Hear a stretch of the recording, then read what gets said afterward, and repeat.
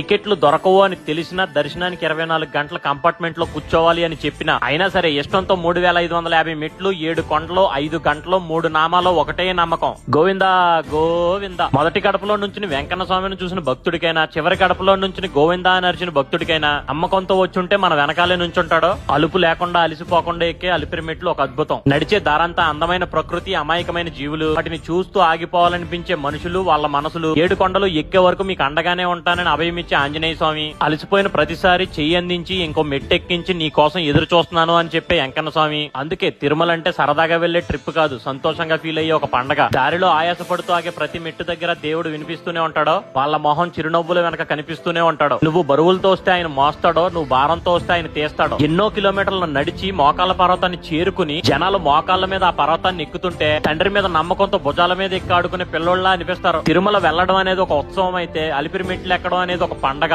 పునఃదర్శన ప్రాప్తిరస్తు. ఓం నమో వెంకటేశాయ.